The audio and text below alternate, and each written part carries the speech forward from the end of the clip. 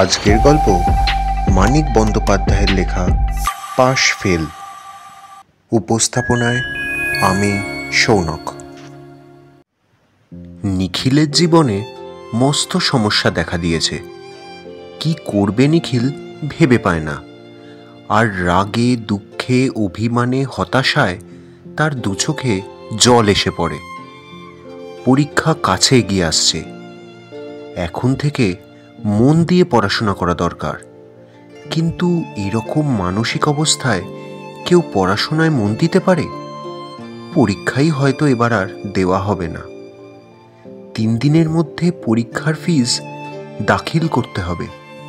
কোথায় পাবে সে ফিয়ের টাকা? দূর সম্পর্কের এক আত্মীয়ের বাড়িতে কোনো রকমে ঘাড় গুজে থেকে আরও কয়েকজন আত্মীয় স্বজনের দয়ায় কোনো রকমে এতদিন সে পড়ার খরচটা চালিয়ে এসেছে। আত্মীয়টি ইচ্ছে করলেই পরীক্ষার জন্য দরকারি টাকাটা অবশ্য দিতে পারেন, কিন্তু তিনি স্পষ্ট বলে দিয়েছেন একসঙ্গে এত টাকা দেওয়ার ক্ষমতা তার নেই। নিখিলকে যে সিঁড়ির ঘরটাতে থাকতে দেন আর দুবেলা খেতে দেন, তাই তিনি যথেষ্ট মনে করেন। অন্যান্য আত্মীয় স্বজনের কাছে নিখিল দরবার করেছে। তাদের প্রত্যেকেই নিজের অক্ষমতা জানিয়েছেন, আর সেই সঙ্গে মামা বলেছেন কাকার কাছে যেতে, কাকা বলেছেন পিসের কাছে যেতে। নিখিলের ভাগ্যটাই খারাপ। তার যে কজন দূরসম্পর্কের আত্মীয় আছেন, দুর্ভাগ্যক্রমে তাদের প্রত্যেকেরই মনে একসঙ্গে এই ধারণার উদয় হয়েছে যে নিখিলের পরীক্ষার খরচ জোগানোর দায়িত্বটা অন্যজন নেবেন না কেন। টাকা না দিয়েও যাতে পরীক্ষা দিতে পারে সেই জন্যও নিখিল চেষ্টা করেছিল। তার কোনো ফল হয়নি। এখন উপায়? আর 3টে দিন মাত্র হাতে সময় আছে। তারপর টাকা জোগাড় করতে পারলেও কিছু লাভ হবে না। কত দুঃখ, কষ্ট, লাঞ্ছনা, গঞ্জনা সহ্য করে প্রাণপণ চেষ্টায় কত শত কষ্ট অতিক্রম করে এতদিন ধরে সে পড়া চালিয়ে এসছে। এখন তীরে এসে তরি ডুবল। কেবল একজনের কাছেই চেষ্টা করা বাকি আছে, সতীশবাবু। নিখিলের সঙ্গে তার কোনো সম্পর্ক নেই। নিখিলের বাপ বেঁচে থাকতে দুজনের মধ্যে পরিচয় ছিল মাত্র। কিন্তু সতীশবাবুর কাছে আবেদন জানিয়ে কোনো লাভ হবে এ ভরসা নিখিলের নেই। ভদ্রলোক যেমন ধনী তেমনি কৃপণ, বোধহয় আরও বেশি নিষ্ঠুর। একবার 2টি টাকা সাহায্য চাইতে গিয়ে তার সম্বন্ধে কতখানি আশা করা যায় সে বিষয়ে নিখিল পরিষ্কার জ্ঞান অর্জন করে নিয়ে এসছে। তবু আর কোনো দিকে কোনো উপায় দেখতে না পেয়ে নিখিলের আজ মনে হতে লাগলো সতীশবাবু কিছুই করবেন না জানা কথা, কিন্তু একবার চেষ্টা করে দেখতে দোষ কি? আগেরবার সে যখন গিয়েছিল হয়তো তখন সতীশবাবুর মেজাজ ভালো ছিল না। মনটা ভালো থাকলে হয়তো নিজের হাজার হাজার বাড়তি টাকা থেকে নিখিলের পরীক্ষার খরচটা দান করে ফেলবার উদারতা তার জাগতেই পারে। অনেকক্ষণ ভেবে, অনেক ইতস্তত করে বেলা প্রায় 9টার সময় নিখিল সতীশবাবুর প্রকাণ্ড বাড়ির গেটে গিয়ে হাজির হলো। দোতলার একটা ছোট ঘরে সতীশবাবু সকালবেলা নিজের কাজকর্ম করেন, হিসাবপত্র মেলান। এ বাড়িতে নিখিলকে সবাই চেনে, যদিও বড়লোকের বাড়িতে আসবার ভরসা হয় তার কদাচিৎ।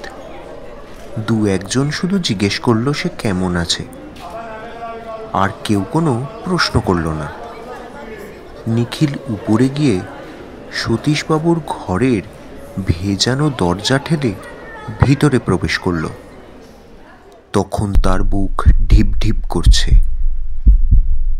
সতীশবাবুই তার শেষ আশা। সতীশবাবু যদি সাহায্য করতে অস্বীকার করেন তবে তার আর পরীক্ষা দেওয়া হবে না।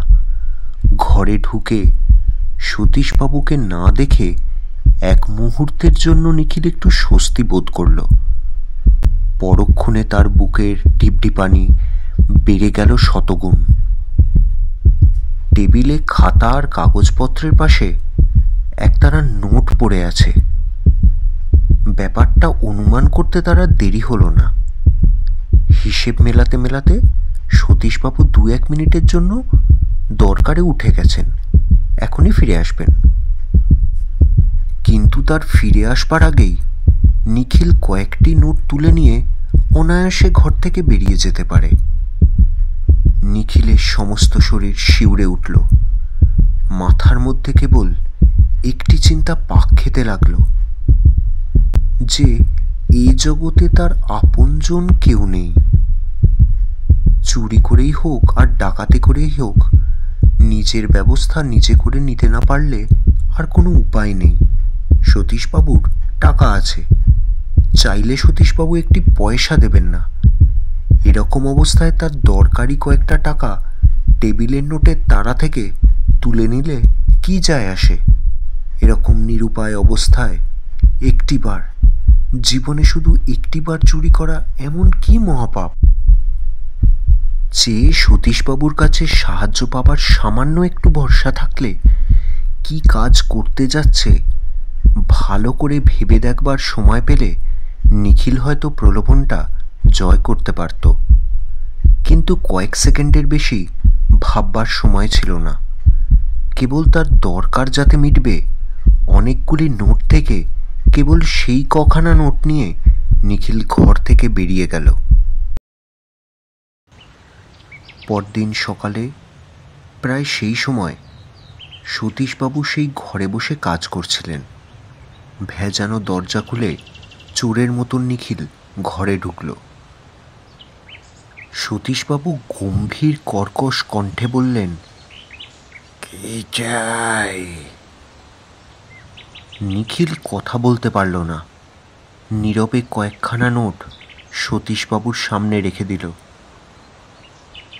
কিসের টাকা? কাল চুরি করেছিলাম। তা জানি, ফেরত দিচ্ছ কেন? নিখিল মাথা নিচু করে দাঁড়িয়ে রইল। কি বলবার আছে তার? সতীশবাবু খানিকক্ষণ নিখিলের মুখের দিকে তাকিয়ে রইলেন। তারপর তিনি যখন কথা বললেন মনে হলো গলাটা যেন অনেক কোমল হয়ে এসছে। টাকাটা কেন চুরি করেছিলি নিখিল? নিখিল জড়িয়ে জড়িয়ে কোনো রকমে মোটামুটি ব্যাপারটা বলল। প্রতি মুহূর্তে তার ইচ্ছে করছিল বিকট এক আর্তনাদ করে ঘর থেকে ছুটে কোনো এক বন জঙ্গলে পালিয়ে যায়। সতীশবাবু জিজ্ঞেস করলেন, অন্য কোথাও পরীক্ষার টাকা পেয়েছ? না। তবে টাকা যে ফেরত দিচ্ছ? পরীক্ষা দেব না। সতীশবাবু আবার কিছুক্ষণ ভাবলেন। আমার কাছে না চেয়ে চুরি করলে কেন? নিখিল চুপ। চাইলে আমি দেব না ভেবেছিলে না? নিখিল এবারও চুপ। কিন্তু দেখো, এবার না চাইতেই দিচ্ছি নিখিল। দান করছি ভেবো না, কিন্তু ধার দিচ্ছি। এবার থেকে আমি তোমার সব পড়ার খরচ চালাবো। তুমি আমার এখানে থাকবে। পড়াশোনা শেষ হলে তোমায় আমার একটা কাজে লাগিয়ে তোমার মাইনে থেকে শোধ করে নেব, কেমন? নিখিল চোখ বুজে শুধু ঘাড় নেড়ে সায় দিল।